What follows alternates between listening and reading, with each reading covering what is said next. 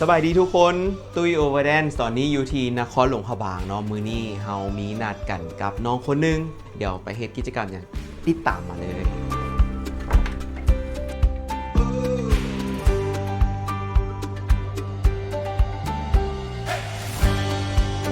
ว่าบรรยากาศตอนเช้าอยู่ที่หลวงพระบางอากาศสดชื่นแฮงเนาะคิดว่าตอนนี้หลายๆคนโดยเฉพาะแมนชาวนครหลวงพระบางก็ออกมาใส่บาตรตอนเช้าเห็นบรรยากาศที่แบบคับค้านันแน่นไปด้วยบรรดาลุงป้าน้าอาเนาะและก็นักท่องเที่ยวบางส่วนแล้วตอนนี้ซอกหาเดทก่อนเนาะเพราะว่านัดกันไว้บ่ฮู้ว่าอยู่แถวไหนเอ้าสวัสดีสวัสดีโอ้ยตัวหมาซาเดวันนี้นะกะค่อนข้างว่าเมื่อคืนนี้มวนกับบรรยากาศแคมป์ของกันเลยว่าได้จ้าหน่อยนึงเป็นยังไงมื้อนี้เฮาสิมาเฮ็ดหยังกันมื้อนี้คือที่ได้นัดไว้เนาะตอนเช้าครับนี้แฮกกี้ฮูกีตามาเพราะว่ามื้อนี้เฮามีกิจกรรมตัวนึงที่ว่าอยากพาเฮ็ดเนาะถ้ามาฮอดร่องบางสิ่งนึงที่อยากจะพาเฮ็ดก็คือการใส่บาตรโอเคพร้อมบ่พร้อมแล้วมาเดี๋ยวค่อยเกี่ยมเครื่องไว้ท่าละโอ้เดี๋ยวได้ตั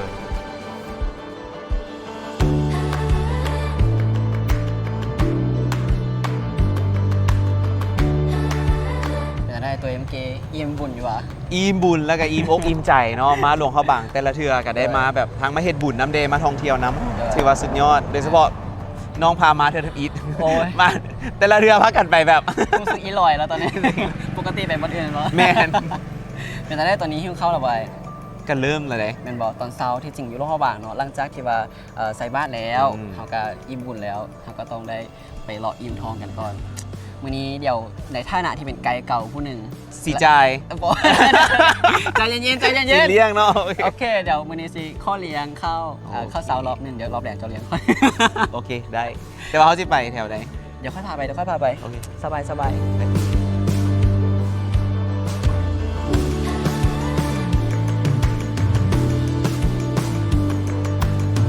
ฮอลเราเดี๋ยวฮอลละไก่เนาะจากบอลที่เขาใส่บาทเนาะตั้งวันส้มนาทีมาได้เอาย่างมาน่ะสบายดีโดยตอนนี้อย่างอยู่นอกมื้อนี้มาทันคักอันนั้นแหละปกติหมานี่ที่ว่าหมดตลอดเลยแม่นบ่โดยตัวนี้นี่ถือว่าเป็นไฮไลท์เลยสลายยูเวียงบ่ค่อยบ่มีเลยนี่แหละสำหรับต้มไข่พะโล้มีแต่ข้าวเปียกใช่ป่ะแม่มีแต่ข้าวเปียกหมูข้าวเปียกไก่เมียงปกติแต่ว่าเป็นไข่พะโล้นี่บ่เห็นเลยเว้ยไอ้บ่ค่อยเห็นมาเห็นอยู่ของบางนี่แหละตอนนี้เขาอยู่ฮานาเมโตที่ว่าเป็นอีกจุดหนึ่งที่ว่าคนท้องถิ่นมักมาไล่เนาะเพราะว่า1คือยูมอเด้มาจากใส่บ้านแล้วก็มากินข้าวอยู่นี่เลยใช่ไหมแล้วกลายเป็นว่ารสชาติจะแซ่บใช่ไหมแล้วก็จะได้มีความหอมของเขาเรียกกระเทียมเจียวมีเจียวใส่นั่นแหละ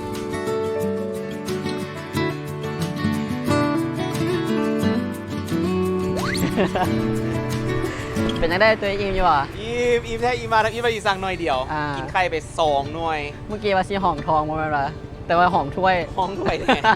คันโบเก่งใจนี่มันถ้วย2ถ้วย3ต้องมาอีก3ถ้วยเพราะว่าจากใดน้องกับสีเลี้ยงอยู่แล้วโอ้ได้มื้อนี้เต็มที่คันไอ้ตัวของอีพาไปเลาะเต็มที่เลยมื้อนี้ก็เท่ว่ามาไส้บุญตั้งแต่เช้าแล้วเนาะมื้อนี้น้องพาไอ้มาใส่บาตรแล้วใส่บาตรได้บุญกินข้าวแล้วอิ่มท้องเดี๋ยววันนึงสิพาไปอิ่มตาเดี๋ยวน้องสิพาไอ้ไปสักการะบูชาเนาะบอนหนึ่งที่จะเป็นว่าพระธาตุคูบ้านคูเมืองของพวกเรานั่นแหละความหมายสิพาไอ้ขึ้นไปผูซี่แท้แล้วไปย่อยนิดนึงเดี๋ยวสิพาขึ้นไปถึงคุณว่าซิมีย่างอยู่คุณแดโอเคเนาะเดี๋ยววันนี้เราไปทำกันเลยลุยโอเคไป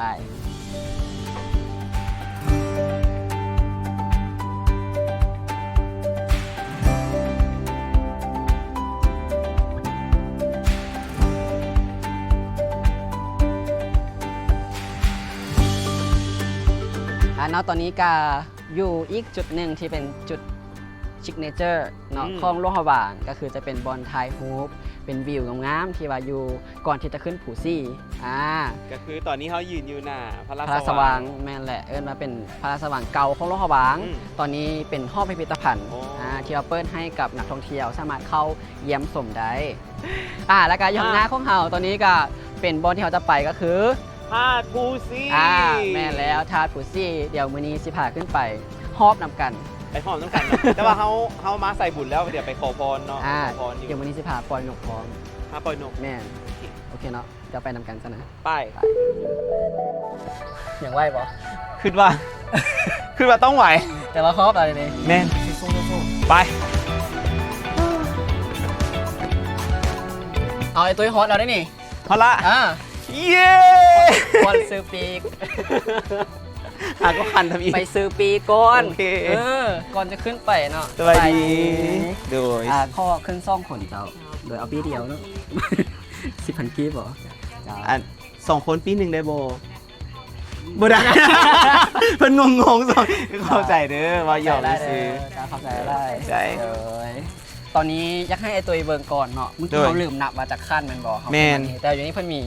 ตัวเล็กบอกอันนี้บอเป็นใบห้วยบอแม่น 138 ให้เดาได้แม่นตัวที่เอามาฮอตแล้ว138กับ190 บ่ว่าเฮาฮอด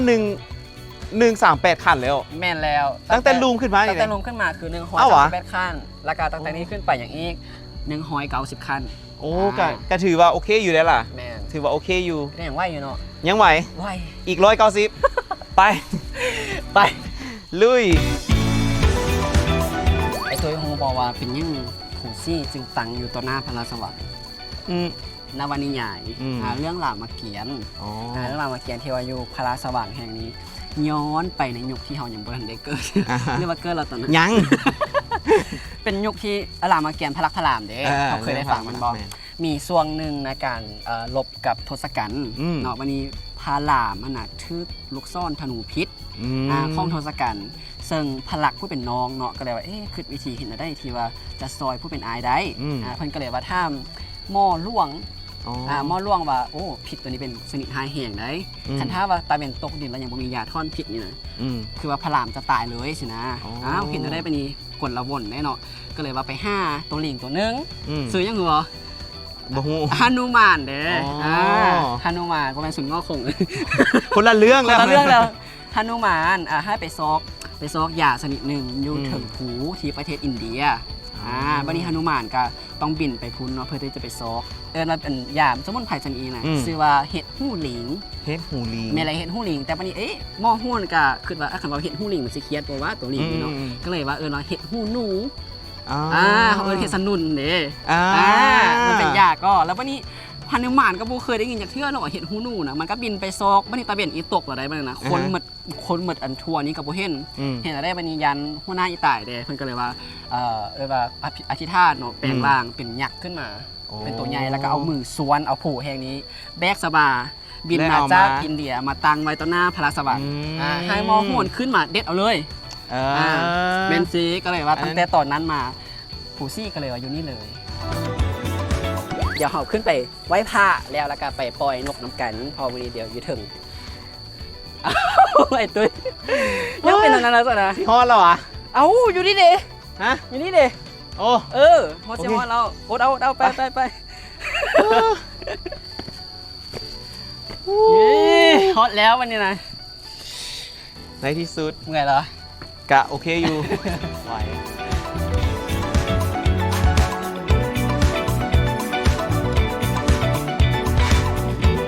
ได้ตัวให้เมื่อยบ่ เซาเมื่อยเลยตอนนี้ ชื่อโอเคเนาะ อากาศสุดยอด ตอนนี้เฮากะที่ว่าอยู่จุดสูงสุดของผูซี่แล้วเป็นบอลทีไอตัวจะเห็นได้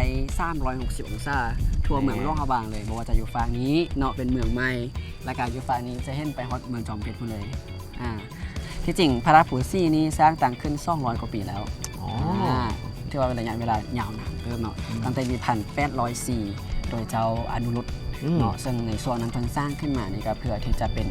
จุดยึดเหนี่ยวจิตใจของสาวพุทธทั้งหลายก็คือคนล่อบางแล้วก็คนต่างแคร่งและก็ตอนนี้นอกจากที่จะเป็นบอนที่สักการะบูชาเนาะเดินมาครอบครองแล้วก็ยังจะเป็นบอนที่นักท่องเที่ยวนะขึ้นมาเพื่อที่จะมาถ่ายรูป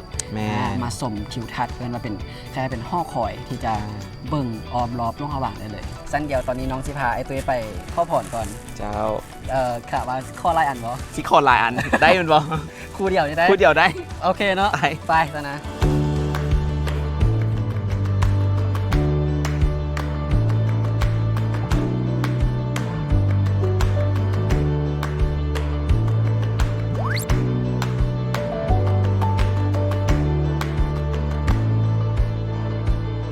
เราประวัติให้ฟังก่อนก็คือวัดวิสุทธ์เนาะเป็นสร้างตั้งขึ้นปี 1503 เนาะซึ่งเป็นพระเจ้าวิสุทธิราชเพิ่น พิ่นมาสร้างตังก็เลยว่าตั้งชื่อตามเพิ่นเป็นวัดวิสุทธ์เนาะสร้างตังแล้วปี1504 โดย ปีเดียวก็สร้างตังแล้ว ซึ่งจุดพิเศษก็คือที่ของเฮ็ดอยู่นี่ อันนี้เอิ้นว่าไทยบ้านเขาเอิ้น ท่านบางโมแมนไอ้กับฮู้มาตลอดว่าเป็นท่านบางโม ท่านบางโมแต่ที่จริงเพิ่นมีชื่อก่อนหน้านั้นก็คือเป็นพระเจดีย์พระปฐมเนาะที่ว่าพระปฐมหมายความว่าเป็นรูปดอกบัวจูม อ๋อเป็นดอกบัว แม่นเป็นดอกบัวจูมซึ่งแต่ว่าบ้านเฮาเนาะคนเห็นอันได้แล้วก็คือมันเบิ่งคือมัง คืออย่างไร มังโมตัดสินะก็เลยว่าทานมังโมแต่บริษัทคำว่าตัดทาน ท่านบางโม แม่นซึ่งความพิเศษอีกอันนึงก็คือวิธีสร้างเนาะจะบ่คือกับทาสของวัดอื่นเพราะว่าตัวนี้ท่านวิธีสร้างก็คือเห็นที่เป็นสีข้าวเนาะที่จริงบ่แม่นสีที่ว่าเฮาใส่ปกติ ตัวนี้แม่นสร้างด้วยปูนผสมกับนั่งขวายที่ว่าเผาตัวนี้จะบ่แม่นใส่อันชื่อที่เราเห็นบนอื่นเพราะฉะนั้นสีมันจะเป็นสีข้าวแม้กระทั่งการบูรณะแต่ละเทือการนำใส่วิธีแบบบูหานก็คือปูนผสมนั่งขวายเผามาบูรณะ หากก็ฮู้ได้นี่แม่นเพราะฉะนั้นจะมีความพิเศษหลายและอีกอันหนึงบ่แม่นแต่ซ้ำนี่ที่มื้อนี้พามาแน่นอนว่าต้องมีแม่จากอย่างหนึ่ง มีอีกมีอย่างพิเศษก็ดีอีกว่า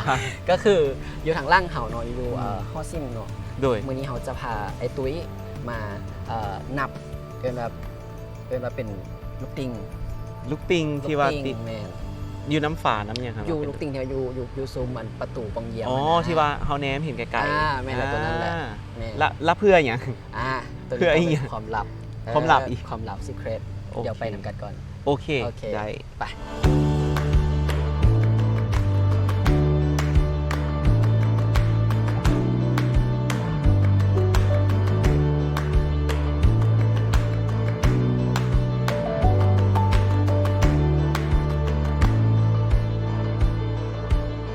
เอามือเข้าไปนับบ่ ไอ้เรื่องงงละ เป็น ไอ้เรื่องงงเพราะว่าตอนฮอบทำอีทกับฮอบที่2หัน โดย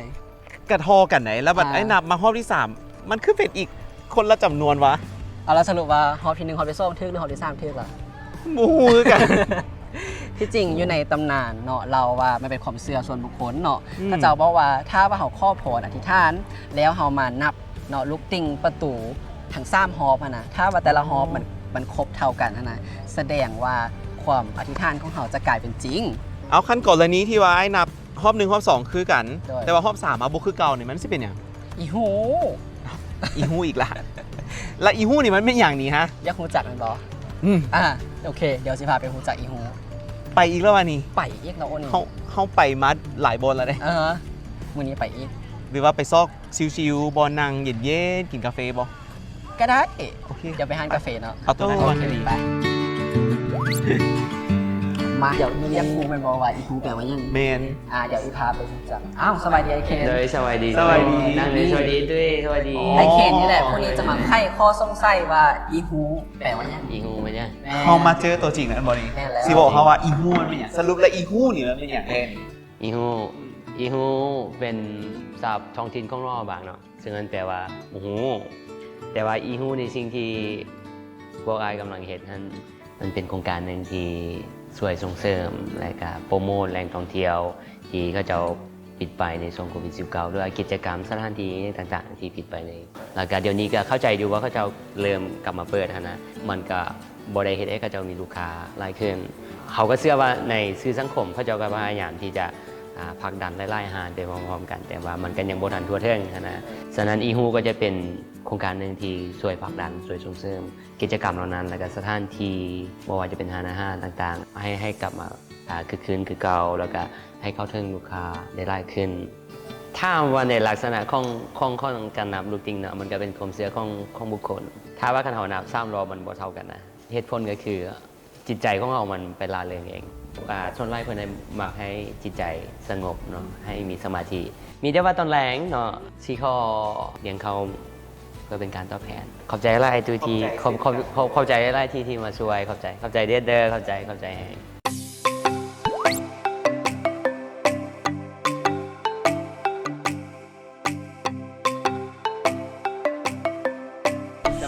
สบายดี สบายดี ครับซื้อว่าข้าวแรง เย่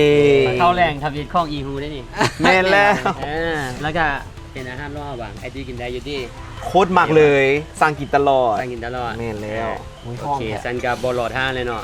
คิดว่าน่าจะหิวละ หลาย น่าจะหิ เอาเลย โอเค ตามสบายมัน มี ก็จะ อีกอ มี ย่างหนึ่ง ออล่ามมีกล้อยปลา อือฮึ แล้วก็จะมีไข่แทนแล้วก็จะมีไส้อัว ไส้อัว เลย พาไปตุ้ยนี่ มันเลือกยากเว้ยเลือกยากเห็น อ่าฮะ เพราะว่ากินมักกินคันเลือกอันตัวนี้เอ้าที่สุดเลยแต่ว่าความหมายมักเบิดคือกัน อ่า อืม ค่อยเลือกตัวนี้ค่อยเลือก โอ้ เอามา งา แปะ นงานขายก็มาจริงบรรยากาศ มัน ของเมืองหลวงนี่มากสุดๆกับแมนแบบเรื่องความสงบเรื่องความที่ว่าเขาไปใส่มันกันสบาย อืม ไปบอนที่แบบสงบก็ได้ทั้งๆที่มันอยู่ในตัวเมืองสินะ อืม มันกับบริไก่กัน ความ ได้ ความเรียบง่ายของ เราเรื่องอาหารเดี๋ยวมัน มากสุดๆเลยแหละนี่มากเบิดเลย เป็นโมกกับมากเป็นประเภทของหวานกับมาก เป็นมีหลายอันเด้โมกไคโคไปสิเขาก็กินหลายมาแล้วนะ ปนกบได้เป็นอะไรปน ปนกบก็กินปนกบก็กินแล้วก็แต่ว่าไม่ได้เอากระดูกออกนะ ขอฝากไว้สำหรับอีฮู้เนาะเขาจะมาค้นหาอีกอย่างหลายๆอันกับอีฮู้แล้วก็อีฮู้จะบอกเขาให้ฮู้ถึงแหล่งท่องเที่ยวและก็สถานที่ที่สำคัญและก็สถานที่ที่ถูกลืมไปในช่วงระยะโควิดอย่างแน่นอนและนอกจากนั้นยังมีกิจกรรมที่หลากหลายแน่นอนแหละว่าจะให้ทุกคนนั้นต้องได้ติดตามกัน แต่ละ EP แบบบหยุดเลย ดังนั้นสามารถติดตามน้องเขาได้เด้อบ่ว่าจะเป็นช่องทางของ YouTube Facebook Fanpage และก็ TikTok เด้อ โอเคตัวเบาไปหมดแล้วนะวงสิบอยังเบาไปหมดแล้วนี่คือพิธีกรเนาะก็คือสิว่าฝากจะอกซากใจเนาะและหลายคนที่อยู่บ้านอยู่บ้านเฮาโรงพยาบาลก็ดีหรือว่าอยู่ต่างแขวงก็ดีต่างประเทศก็ดี บางคนก็อาจจะยังบ่ฮู้ว่าอยู่โรงพยาบาลมันมีมันยังลิ้นแดเพราะว่าเฮาไปแต่บอนเก่าบ่มีสิแต่มันมีบอนลิ้นใหม่ที่แบบลากไล่เนาะตอนนี้ขึ้นมาโคตรไล่เลยการติดตามไปนำกันและการว่างว่าทุกคนจะ enjoy เนาะเที่ยวไปกับพวกเฮาการฝากอีฮูเนาะไว้ในอ้อมอกอ้อมใจของทุกคนเด้อ เจ้า ขอบใจ เด้อ เด้อ ขอบใจ บ๊ายบาย